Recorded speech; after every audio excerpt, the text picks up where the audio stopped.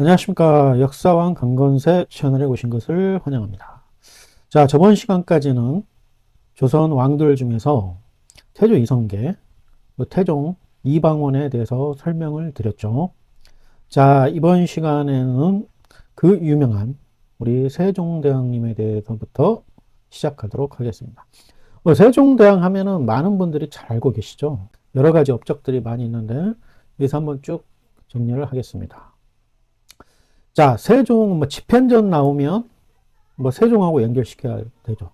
이거하고 좀 비슷한 게, 규장각이 나오면, 조선 후기에 부흥기를 이끌었던 정조. 그거하고 좀 헷갈려 하시면 안 됩니다. 세종은 집현전, 정조는 규장각이다. 그렇게 보시면 됩니다. 학문연구, 경연. 경연이라는 게, 그 왕과 신하들이 모여서 현안에 대해서 토론을 하는 거죠.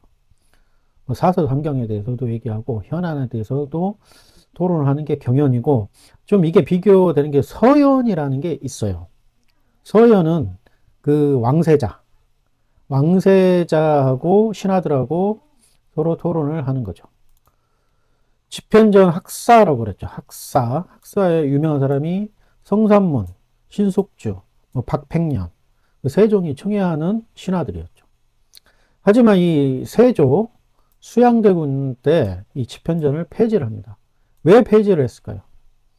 그렇죠. 이 수양대군이 조카인 단종을 몰아내고 왕위에 오르잖아요. 이 단종이 누구예요? 세종의 손자입니다. 손자.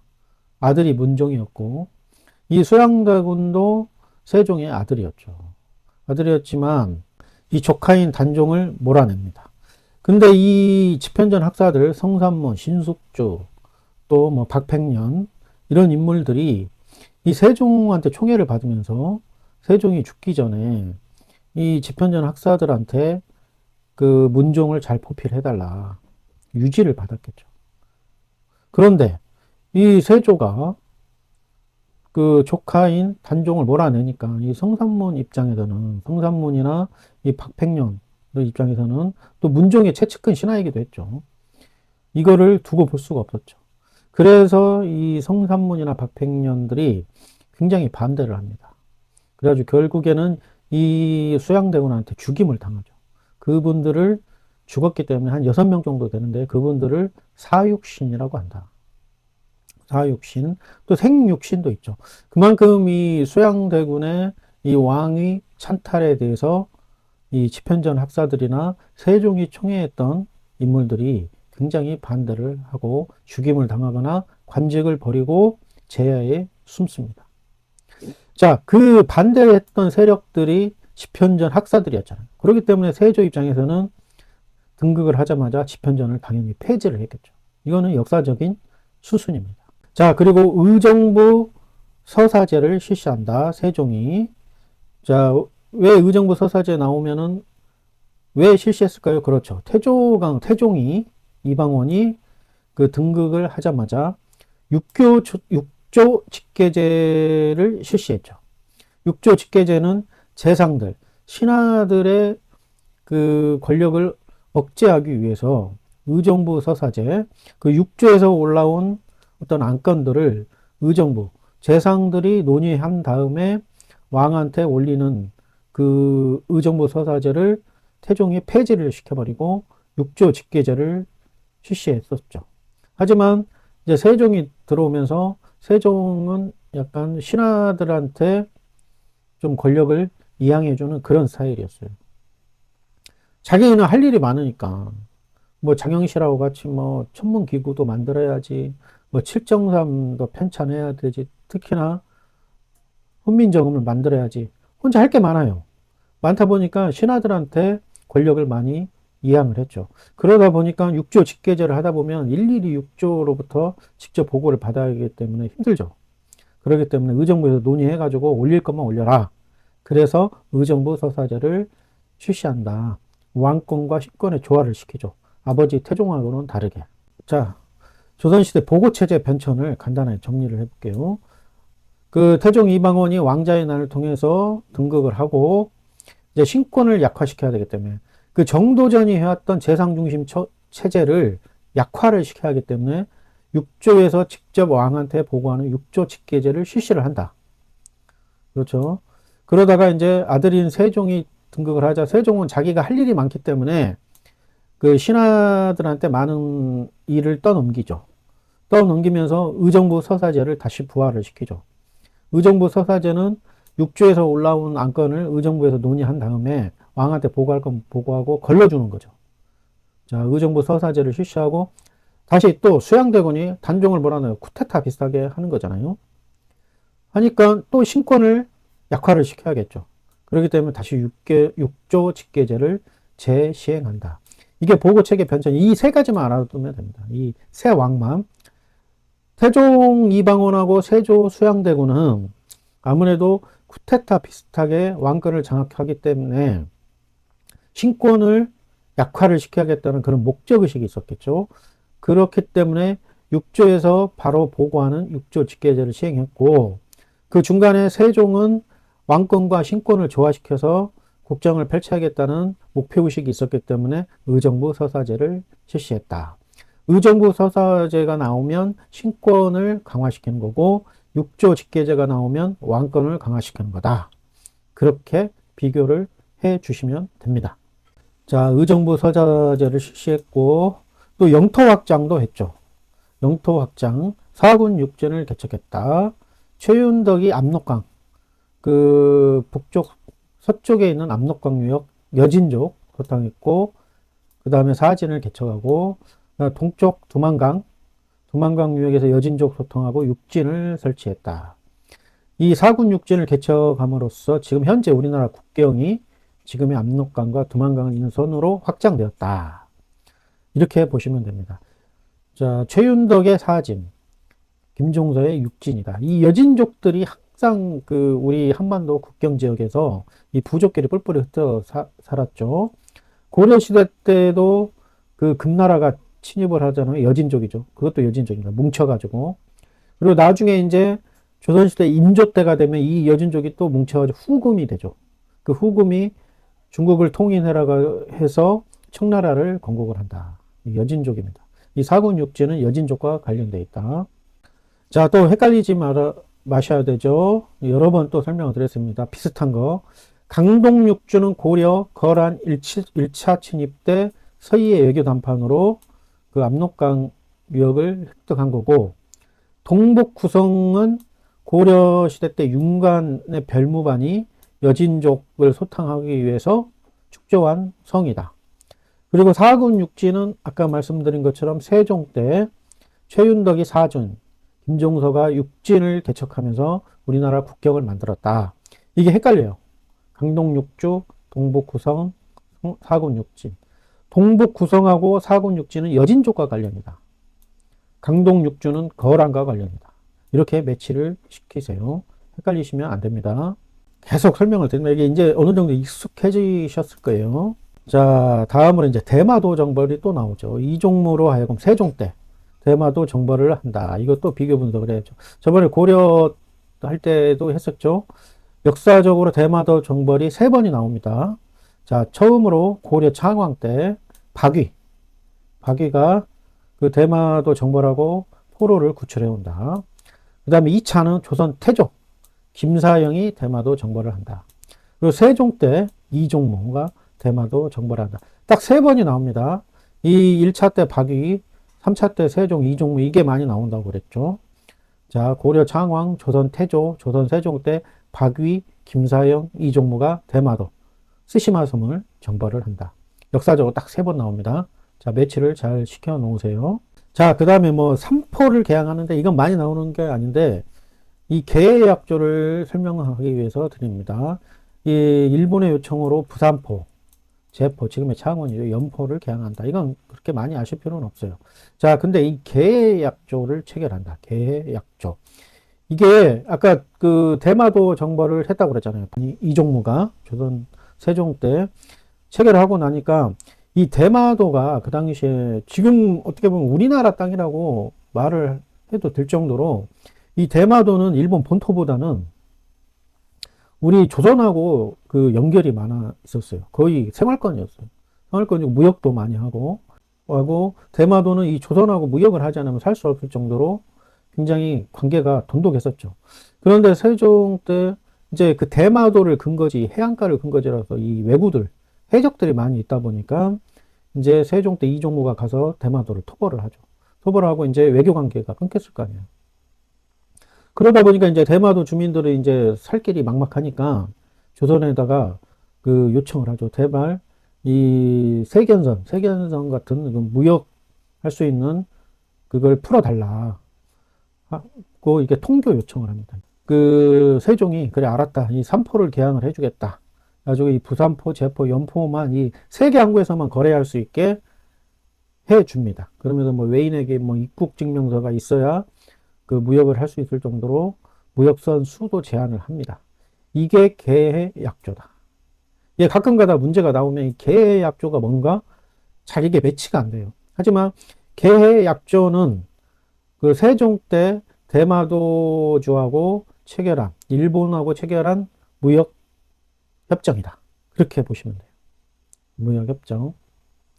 이 약조라는 말이 역사적으로 이 약조가 막 헷갈리는 게 계약조 또 뭐 기유약조 나오고 이제 막 구한말에 가면 뭐 조미 통상 수호 조약들이 나와요. 조약들이. 근데 이 계약조하고 비교 분석을 하나 해드릴게요. 약조가 나오는 게 역사적으로 딱 두 번입니다. 계약조, 기유약조. 약조라는 용어가 나오는 게 이 계약조는 아까 말씀드린 것처럼 세종 때 그 이종무가 대마도 정벌을 하니까 그 이제 무역할 수 없는 이 대마도 쪽에서 제발 통교를 허락을 해달라. 그래가지고 뭐 세견선 등 무역에 관한 조약을 합니다. 이건 대마도 정벌 후에 일본이 요청해서 맺은 거고, 기유약조는 기유년도에 또 일본하고 약조를 맺는데 이건 광해군 때입니다. 이제 임진왜란 후죠. 이제 임진왜란이 일어나고 이제 국교가 단절됐을 거 아니에요. 하지만 그러다 보니까 일본 입장에서 솔직히 조선에서 미국이 많이 생산되잖아요. 일본은 자체적으로 미국을 생산해가지고 다 자급자족을 할 수 없는 상황이었어요. 없는 상황이었기 때문에 어쨌든 제일 가까운 데가 조선이기 때문에 무역을 해달라 하면서 통교 요청을 다시 요청을 합니다. 광해군 때. 그러면서 이제 국교 재개 요구를 해서 체결을 하게 되는 게 기유년에 맺은 기유약조다. 계해약조는 세종 때 대마도 정벌 후에 일본이 다시 통교해달라고 해서 맺은 거고, 기유약조는 임진왜란 이후에 광해군 때 일본이 국교 재개를 요구해서 체결을 하게 된다. 이거 비교 분석을 하시면 돼요. 자, 또 기유약조 나오니까 기유각서하고 또 좀 헷갈려 하세요. 기유각서는 1909년도. 이제 1910년도에 이제 한일 병합이 됐잖아요. 나라를 잃잖아요. 그 전년도에 이 사법권을 박탈시키는, 일본이 조선의 사법권을 박탈을 시키는 그런 각서입니다. 이게 기유각서다. 이 세 개, 이 두 개를 잘 비교를 하시고, 또 기유약조, 기유각서는 참고로 이런 게 있었다. 이렇게만 비교 분석을 해주시면 어렵지는 않습니다. 자, 계약조 잘 기억하시고, 자, 세종의 업적으로 넘어가면, 세종의 업적은 뭐 너무 많으니까 딱 매치만 시키시면 돼요. 뭐 장영실은 유명하니까 장영실이라는 인물들 혼천이, 앙부, 일구, 자경루, 추국이, 이건 워낙 많이 나오니까 이건 세종과 연결시키면 되고, 자, 칠정산 내외편을 편찬한다. 이 칠정산이 뭐냐면 역법서예요, 역법서. 그러니까 역법서가 뭐예요? 뭐 우리 계절, 뭐 추나 추동마 그런 거 있고, 또 뭐 날짜를 말하는 거죠. 몇 년도, 몇 월, 며칠, 그런 역법이죠, 역법. 그런 거를 예전에는 이 중국 중심이었어요. 중국을 중심으로 날짜를 정하다 보니까 안 맞는 거예요.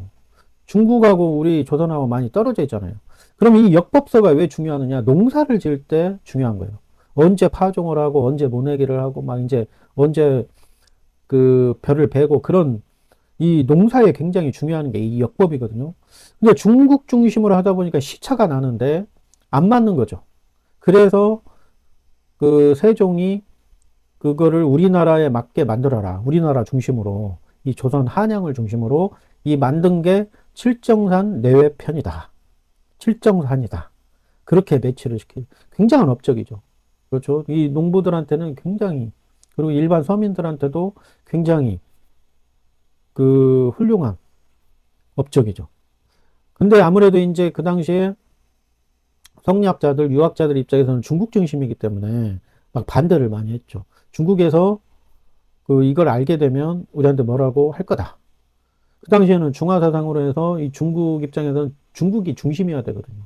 중국이 중심이어야 되는데 자체적으로 이 우리나라 왕이잖아요. 황제 밑에 있는 제후국이라고 봤죠. 중국에서는 이런 제후국이 지들 나름대로 왜 이 역법서를 만든다는 것을 허용을 못하죠. 하지만 이런 신하들의 반대를 무릅쓰고 이 칠정산 내편이라는 역법서를 만들었다. 이게 세종 때다. 그렇게 배치를 시키세요. 그리고 이제 삼강행실도는 뭐 유학을 기반으로 해서 이 서민들까지, 백성들까지 어떤 예절 관련된 거, 유교 윤리에 관련된 걸 쉽게 터득할 수 있게 하게 하도록 이 글과 그림으로 만든 책입니다. 삼강행실도. 자, 삼강행실도. 이 삼강행실도가 나오면 또 헷갈려 하시는 게 있어요. 자, 삼강 헷갈리지 마시라고 이 삼강행실도하고 국조의례의가 이 삼강행실도는 세종 때 만들었다. 국조의례의는 성종 때 만들었다. 이렇게 매치를 시키세요. 삼강행실도는 아까 말한 것처럼 글과 그림으로 유교윤리를 표현한 거고 국조의례의는 신숙주 등이 편찬한 건데 이게 오례 5가지의 예법에 대해서 이게 기록한 책이다. 이 내용까지는 아실 필요 없고 삼강행실도는 세종 때 만들었다. 국조의례의는 성종 때 만들었다. 그렇게만 매치를 시키는 좀 헷갈리죠. 삼강행실도 국조의례 뭔가 이렇게 예법에 대해서 한 것 같은데 좀 헷갈리시죠. 그 세종, 성종으로 구분해서 분류를 하시기 바랍니다. 기억을 하시기 바랍니다. 자, 또 갑인자를 주조했다. 아까 태종할 때는 계미자였고 그 세종 때는 갑인자다. 이걸 잘 구분을 해주세요. 또 향약 집성방, 의학서죠. 의학서. 향약 집성방을 편찬했다. 우리 풍토에 맞는 약제 치료법을 편찬을 했다. 자, 이거 나오면 또 고려시대 할 때 했죠. 고려시대 때는 의학서가 향약 9급방이었다. 우리나라 현존 최고의 의학서적이죠. 향약 9급입니다. 그리고 세종 때는 향약 집성방. 이제 집이라는 게 뭐예요? 모으다는 뜻이라는 거잖아요. 향약 9급방부터 시작하는 우리나라 뭐 구전되거나 기록으로 나오는 여러 의학 관련된 자료들이 있을 거 아니에요. 그걸 모아가지고 집성을 한 거죠. 그래서 집성방이다. 9급방이 나오면 고려, 집성방이 나오면 조선 세종 때다. 그 다음에 이제 선조 때 가면 유명한 허준의 동의보감, 그리고 조선 후기 때 가면 정약용의 마가해통, 그리고 조선 말기에 가면 동의수세보원, 그 사람의 체질, 사상체질, 사상의학이죠. 뭐 소민, 소양인 막 그런 거 나오잖아요. 그런 동의수세보원. 요것만 이 시대별로 이런 게 있다. 요것만 구분하시면 됩니다. 내용이 뭔지는 모르셔도 돼요. 내용이 뭔지는 모르셔도 되고 고려 향약 9급방, 그다음 조선은 향약 집성방, 동의보감, 마가회통, 동의수세보원 이렇게 연결된다. 시대별로 그것만 알고 계시면 될 것 같습니다. 다시 한번 설명 드렸습니다. 자, 또 농사직설도 세종이 편찬하죠. 하여튼 우리 백성들을 위해서 많은 일을 하죠. 그러다 보니까 세종이 그 아버지인 태종이었던 육조 직계제를 할 수가 없어요. 육조에서 올라오는 걸 다 신경 쓸 수가 없기 때문에. 그래서 의정부에서 알아서 해라. 그래서 의정부 서사제를 할 수밖에 없는 게 이렇게 많은 일을 합니다. 또 훈민정음도 만들죠. 자, 농사직설은 우리의 풍토에 맞는 농사법이다. 자, 이것도 비교 분석을 드려요. 자, 농업서가 딱 나옵니다. 자, 농업서는 조선시대만 알면 돼요. 자, 농사직설이 나오면 세종 때다. 자, 성종 때 금양장록이 뭐 편찬됩니다. 뭐 편찬되면 세종 때, 성종 때가 많이 뭐 편찬되죠? 그렇죠. 모르면은 헷갈리시면 아, 세종 아니면 성종이라고 생각하시면 돼요. 뭔 책자가 편찬되면. 이 성종 때 편찬, 이 금양장록은 국가에서 편찬하는 건 아니에요. 이 강희맹이라는 그때 재상이 있는데 이 양반이 사찬한 농업서다. 농가 집성, 또 집성이 또 나오죠. 이제 집성했다는 거는 그 전 시대 것 자료들을 모아가지고 다시 만들었다는 거예요. 농사직설도 나오고 금양장록도 나오고 여러 가지 농업서 자료들이 있을 거 아니에요. 그걸 집대성 해가지고 농가 집성이란 걸 효종 때 만든 종합 농서이다. 그렇게 보시면 됩니다. 자, 조선시대 농업서 순서가 농사직설, 금양, 장록, 농가 집성이다. 자, 설명을 드렸고요. 자, 세종의 업적 다시 한번 매치를 시키세요. 장영실을 등역할 과학기구들을 제작했고, 칠정산 내외편, 삼강행실도, 갑인자 주조, 향약 집성방 편찬, 농사직설 편찬, 세종이다. 이렇게 매치를 시키시면 됩니다. 자, 그 다음에 이제 세조가 나옵니다. 자, 세종 다음에 누구였어요? 세종 다음에 그 아들이 문종, 그 다음에 단종이었죠. 문종, 단종은 그렇게 크게 뭐 나올 만한 게 없으니까 문종, 단종 빼고 바로 세조로 넘어가겠습니다. 자, 세조의 즉위 과정. 아까 말씀드린 대로 이 문종, 세종의 아들인 문종도 굉장히 뛰어난 왕이었어요. 학문적으로 굉장히 높은 위치에 있었고, 또 여러 가지 세종한테 배운 게 많이 있었을 거 아니에요. 그 왕세자 있을 때부터 세종 옆에서 훈민정음 창제하는 데도 참여를 했었고, 여러 가지로 보고 배운 게 많았기 때문에 문종도 뛰어난 왕이 될 수 있는 자질을 갖추고 있었는데 좀 빨리 죽습니다. 빨리 죽다 보니까 이 조카 단종이 어릴 때 즉위를 하죠. 지금 왕가 사는 남자라고 이 영화, 이 단종과 관련된 이 영화가 굉장히 우리나라 갑자기 오랜만에 1000만 이상의 관객이 들 정도로 지금 선풍적인 인기를 끌고 있는데 거기에 주인공이 단종입니다. 영월에 유배 가서 사약을 이 세조 수양대군으로부터 사약을 받고 죽임을 당하죠. 죽임을 당하는 이 단종, 어떻게 보면 비운의 왕이죠. 비운의 왕. 이 단종의 최측근이 이 당시에 김종서였어요. 김종서. 그러니까 세종 때 나오죠. 두만강유에 육진을 개척한 김종서, 무인이었죠. 이 김종서가 세종 때 굉장히 총애를 받았죠. 집현전 학사들과 같이. 총애를 받으면서 이제 문종도 모시고 이제 문종이 죽을 때 이 김종서를 불러서 제발 단종을 지켜달라. 유지를 내리죠. 측근이었죠, 측근. 하지만 결국에는 이 수양대군한테 죽임을 당합니다. 김종서가 계유정난입니다. 그때가. 김종서를 죽이고 단종을 폐위시키는 이 난이 일어나는 거죠. 계유년에 일어난 정치적인 난이라 해서 계유정난이라. 계유정난이 일어나면 단종 세조를 연결시키면 됩니다. 계유정난. 자, 이렇게 단종을 폐위시키고 세조를 즉위하니까 이제 반발하는 세력들이 있었겠죠. 그 반발하는 세력들이 이제 성산문, 박팽년 등 세종 때부터 있었던 집현전 학사들입니다. 반대를 했겠죠. 그러다 보니까 이제 세조 입장에서는 이들을 처형을 합니다. 죽어버리죠. 그래서 죽을 사자를 써서 6명, 이에서 사육신이라고 한다. 죽은 사람. 그리고 김시습득 6명은 생육신으로 불린다. 이들은 죽지는 않아요. 관직을 버리고 숨어버리죠. 그래가지고 뭐 세조가 관직을 등용을 하고 싶어도 이들은 반대를 하죠. 하고 관직에 등용을 안 합니다. 절개를 지키죠. 이 사람들을 사육신, 생육신이 나오면 계유정난으로 세조가 단종을 죽이고 찬탈하는 것과 관련되어 있다. 계유정난과 관련되어 있다. 그렇게 아시면 돼요. 이 여담으로 이 김시섭이 굉장한 천재였어요. 천재여가지고 세종이 그 소리를 듣고 김시섭을 불러들이죠. 불러들여가지고 한번 시험을 해보는 그런 야사도 있습니다. 이 김시섭이 굉장히 천재였습니다. 자, 세조가 이렇게 단종을 몰아내고 이제 왕으로 등극을 하게 됩니다. 자, 그러면 아까 태종 이방원도 왕자들을 다 죽이고 등극을 하는 것처럼 이 세조도 단종을 폐위를 시키고 왕을 찬탈을 한 거잖아요. 그러다 보니까 이 태종하고 세조는 왕권 강화책, 신하들을 억압하는 정책을 많이 씁니다. 약간 독재 정치죠.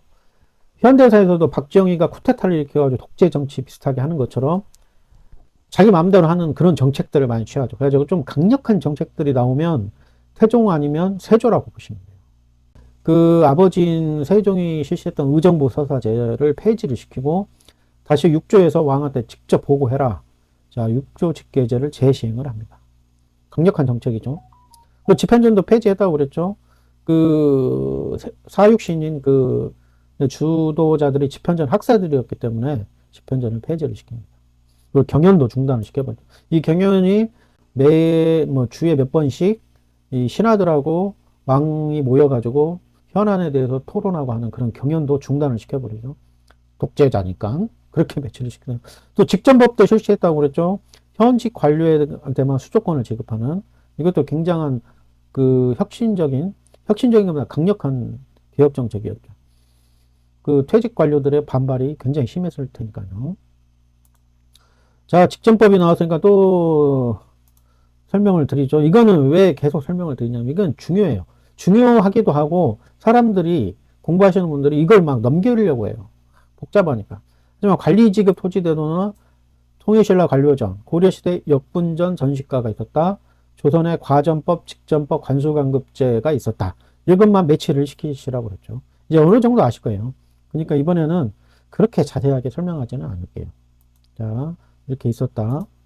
그 세조 수양대군과 관련된 거는 6조 직계제 재시행했다. 집현전을 폐지했다. 또 그 관리지급 토지제도로 직전법을 실시했다. 이것만 매치를 시키시면 됩니다. 자, 그 다음에 이제 성종으로 넘어갑니다. 자, 성종이 고려시대 때도 성종이 있었죠. 그러니까 고려시대하고 조선시대하고 이렇게 똑같은 이름을, 왕호를 가진 게 두 분이 계세요. 이 성종하고 숙종. 성종하고 숙종. 고려시대 성종도 그 최승로의 시무 28조를 입각해가지고 유교 정치를 펼치죠. 이 고려시대는 이 불교가 통치 이념이었는데 이 유교를 도입하면서 성종 때 그 정치 체제는 이 유교에 따라서 그 정비를 합니다. 유교에 따라서 정비를 하면서 이 왕권도 강화되고 이 중앙 집권화 정책이 잘 펼치게 돼요. 유교에 따라서 하면서. 그리고 조선시대 성종 때도 어떻게 보면 왕권 강화책을 많이 하고 이 체제를, 중앙집권 체제를 잘 정비를 한다. 그렇게 배치를 시키시면 돼요. 그리고 고려시대 숙종은 이제 화폐 주조 관련돼서 많이 나온다고 그랬죠. 그리고 조선시대 숙종에 가면은 황국정치가 나옵니다. 그렇게 그냥 대비를 시키시기만 하시면 돼요. 자, 성종이 나오면 왕권 강화책, 어떤 중앙 집권화 정책을 많이 취한다. 이 성종도 어릴 때 좀 즉위를 해요. 자, 보세요. 태정, 태세, 문단세, 애성이 나오잖아요. 애성. 그 세조 때 개유정난 때 그 공신들 그 한명회가 유명하죠. 엄청난 그 지략가였죠. 책사였죠. 책사. 이 한명회 세력들이 공신 세력이죠. 세조를 왕으로 즉위시키는데 공신 세력들 이들이 그 예종 성종 때까지 그 거의 정권을 장악합니다. 이 한명의 그 뭐 딸들이 막 그 왕비로 들어가죠. 그러면서 외척 세력이 되죠. 그래서 한명의 밑에 있던 그런 공신 세력들이 예종, 성종 또 연산군 때까지, 중종 때까지 쭉 이렇게 기득권 세력이 있겠죠. 그러다 보니까 이 성종이 조금 어린 나이로 등극을 하고 왕을 하다 보니까 이 한명의 세력들, 이 공신 세력들한테 굉장히 억눌림을 당하죠. 이들이 마음대로 해먹죠. 또 어리기도 하고. 그러면서 이제 좀 커가지고 이제 어느 정도 알게 되고 나서부터는 이 성종이 약간 이 세력들을 힘을 빼려고 노력을 하죠. 하지만 그게 쉬운 건 아니죠. 그래서 이 한명회 등 이 공신 세력들이 훈구파라고 그랬죠. 이 성종 때 약간 살인 세력을 그 등용을 하거든요. 등용을 하지만 그 완벽하게 그 훈구파 세력들이 굉장한 기득권을 가지고 있었기 때문에 그렇게 많이 등용을 못 합니다. 어쨌든 이 성종 때 이제 성리학자들 많이 등용을 해가지고 이 훈구파들을 견제를 하려고 노력을 했다. 그러면서 왕권 강화를 시도했다. 그러면서 이때 살인 세력이 처음으로 진출하는데 나중에 이제 선조 때 가면 이제 엄청나게 많은 인물들이 등용이 되잖아요. 뭐 이왕, 이이도 막 그때 다 등용이 되잖아요. 되는데 이때는 성종 때 최초로 이제 이런 세력들, 훈구파들을 그 견제하기 위한 제야 세력들, 제야의 그 지방에 있던 학문을 연구하던 사람들을 일부 그 등용을 하지만 이 훈구파한테 게임도 안 되죠. 안 되기 때문에 그냥 흐지부지 된다. 하지만 결국에는 이때부터 살림 세력들이 조금씩 진출하게 된다. 그래서 그들을 훈구파의 반대 세력이다 해서 살인파라고 불렸죠. 살인파. 이게 이제 선조 때까지 가고, 이제 선조 때부터 이제 붕당 정치, 살림 세력이 정권을 장악을 하죠. 그러면서 붕당이 출현을 한다. 하지만 그 선조가 가기 전까지는 이 훈구파하고 살림 세력 간에 굉장한 알력이 있었다. 그렇게 보시면 돼요. 하지만 연산군 그 중종 때까지도 이 살림 세력들이 그렇게 크게 훈구파를 물리칠 수 있을 정도로는 힘이 강성해지지는 않죠. 중종 때 이제 조광조가 나와가지고 좀 힘을 쓰려다가 결국에는 그 배척을 당하죠. 어쨌든 이때 성종 때 이 살림 세력을 등용을 해가지고 훈구파를 견제를 하려고 했었죠. 이때 기호가 충청도 지역을 말합니다. 기호, 영남 지방의 이 조선거국에 반대한 이 정몽주계, 그 신진사대부 중에 온건파들이었죠. 이 정몽주계 이 살림 세력들을 좀 등용을 합니다. 하지만 이제 연산군 때부터 이 훈구파하고 이 살림 세력 간에 첨예한 대립을 하죠. 첨예한 대립에서 4번에 걸쳐 대규모 사화가 일어납니다.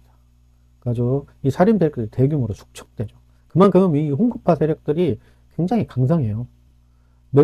수십 년 동안 이 기득권 세력을 유지했기 때문에 얼마나 강성했겠죠. 이 기득권 세력을 한 번에 몰아낸다는 게 쉬운 일이 아니거든요. 지금 우리 현대 사회도 마찬가지였죠. 이 민주화 세력이 기득권 세력을 몰아내는데 6, 70년, 80년 막 넘게 걸리죠. 지금도 있고, 이 기득권 세력들이. 어쨌든 성종이 유교 정치를 통해서 왕권을 강화하고 또 중앙집권 체제를 정비하려는 왕이었다. 그렇게 보시면 돼요. 자, 성종의 업적이 쭉 나오는데 경국대전을 편찬을 했고, 아까 말씀드렸죠. 세조 때부터 시작해서 성종 때 완성한 기본법전이었다. 자, 기본법전 순서를 말씀을 드렸죠. 성종 때 경국대전, 영조 때 속대전, 정조 때 대전 통편, 고종 때 대전 해통으로 이어지는 역사적인 순서다. 그리고 정도전이 만든 조선 경국전은 정도전이 자기가 스스로 편찬한 사찬 법전이다. 그렇기 때문에 여기에 순서에는 안 들어갑니다. 자, 또 홍문관도 설치를 했다. 왜 그러냐면 그 세조 때 그 집현전을 폐지를 해버렸잖아요. 그 학문 연구기관을 폐지를 했었기 때문에 그 학문 연구기관을 다시 설치해야겠다 해서 성종이 그 당시에 외문관에서 맡아서 하던 업무를 성종 때 홍문관으로 개편합니다. 그래서 홍문관이 이게 처음으로 성종 때 설치가 된다. 홍문관이 왜 설명을 드리느냐? 이 3사였죠. 조선시대 이 3사는 사원부, 사관원, 홍문관은 3사라 했죠. 여기 근무가 청요직이라 해가지고 이 3사를 거치지 않으면 재상이 되기가 어려웠어요. 그러니까 높은 관직에 올라가려면 이 3사에 들어야 높은 관직에 올라갈 수 있는 그 통로였죠. 그렇기 때문에 3사가 굉장히 그 관직에서 중요한 관직들이었다. 이 홍문관도 그 중에 하나였습니다. 3사 중에 하나. 그리고 성종은 관수 강급제를 시작한다. 아까 설명을 또 드렸죠. 이것도 계속 설명을 드립니다. 이건 너무 많이 시대별 관리지급 때도 통일신라 관료전, 고려 역분전 전식과, 조선 과전법, 직전법, 관수 강급제로 이어진다. 이거 다시 설명을 드렸습니다. 이것만 이제 익숙해지면은 이 부분은 틀릴 수가 없어요. 틀릴 수가 없습니다. 자, 그리고 국조의례의도 편찬했다. 국조의례의가 나오면 삼강행실도하고 그 헷갈리지 마시라고 그랬죠. 삼강행실도는 그 세종 때 만든 그 약간 유교윤리 글과 그림으로 표현한 유교윤리 서적이고, 국조의례의는 그 올해 5가지의 예법과 절차에 관하여 기록한 책이다. 헷갈려 하시지 말아라. 삼강행실도는 세종 때다. 국조의례의는 성종 때다. 자, 그렇게 배치를 시키시면 됩니다. 자, 성종의 업적, 경국대전 편찬했다. 관수강급제를 실시했다. 국조의례의를 편찬했다. 이건 성종 때다. 그렇게만 배치를 시키시면 됩니다. 그리고 또 성종 때 책 편찬이 된 게 많으면 성종이라고 일단 배치를 시키시면 돼요. 잘 모르시겠다 하면은, 아, 성종 때다. 틀려도 되니까 눈치로라도 성종 때. 라고 보시면 돼요. 성종 때 편찬된 서적은 서거정의 동국통감, 그 전에 역사서 할 때도 말씀을 드렸죠. 성현의 악학개범, 조선시대 의계와 악보를 정리한 편찬한 거다. 동국여지 승남, 지리서라고 지리서 설명할 때 말씀을 드렸죠. 자, 그러면 서거정의 동국통감이 나오니까 또 비교 분석을 해야 되겠죠. 자, 시대별 역사서 해가지고 저번에 고려시대 때 역사서 김부식의 삼국사기 설명할 때 그때 설명을 드렸죠. 역사서는 문제는 여러분들이 피해가려고 하지 마세요. 어려우니까, 어렵다기보다 귀찮으니까 넘어가려고. 하지만 시대별로 잘 매치식만 시켜놓으면 이게 이 역사서 문제, 단일 문제로는 가끔씩 한 문제 나오고 이게 어떤 시대별 그 맞추는 문제에서 이게 막 섞여서 나오거든요. 그러니까 시대만 잘 매치를 시키세요. 그리고 나머지 이제 누가 누구 뭐 썼다 그 부분만 약간 매치를 시키시면은 이 역사서 문제는 그렇게 어렵지 않거든요. 피해 가려고 하시지 마시기를 바랍니다. 자, 삼국시대는 이건 많이 나옵니다. 삼국시대, 그다음에 왜냐면은 이 나라별로 비교가 되거든요. 그렇기 때문에 고구려는 이문진의 사기다. 백제는 고웅의 석이다. 근초광 때. 신라는 진흥왕 때 거칠부의 국사다. 이것만 매치를 잘 시키시기 됩니다. 그 다음에 고려시대는 김부식의 삼국사기다. 이련의 삼국유사다. 이규부의 동명왕편이다. 이승유의 제왕홍기다. 여기까지만 잘 하시면 돼요. 그리고 가끔씩 지문은 각훈의 해동고등글, 이재현의 사략이 있다. 이렇게만 보시면 돼요. 그 다음 조선으로 가면은 고려사다. 서거정의 동국통감이다. 조선 후기로 가면 안정복의 동사강목이다. 유독공의 발해고다. 이것만 매치를 시키시면 돼요. 시대별로. 조선 후기 때는 이런 게 나온다. 그렇게 보시면 됩니다. 자, 서거정의 동국통감이 또 동국여지 승남도 아까 말씀을 드렸죠. 조선시대 지리서가 순서가 동국여지 승남, 신증 동국여지 승남, 특리지가 조선시대가 있었다. 그리고 지도는 이런 식으로 있었다. 이렇게 매치를 시키시면 됩니다. 나중에 아까 그 전 강의 때 설명을 드렸기 때문에 간단하게 설명을 드리고 또 나중에 조금 강의 그 텀이 클 때는 자세하게 설명을 드리도록 하겠습니다. 신숙주의 해동 제국기도 편찬을 했었다. 그렇게 보시면 됩니다. 자, 여기까지 왕 성종까지 오늘은 세조 성종을 설명을 드리고 다음 시간에는 이제 그 조선의 통치 제제에 대해서 설명을 드리도록 하겠습니다. 긴 시간 동안 고생하셨고 구독과 좋아요, 알람 설정은 저에게 강의를 만드는 데 큰 힘이 됩니다. 좋은 하루 되십시오. 감사합니다.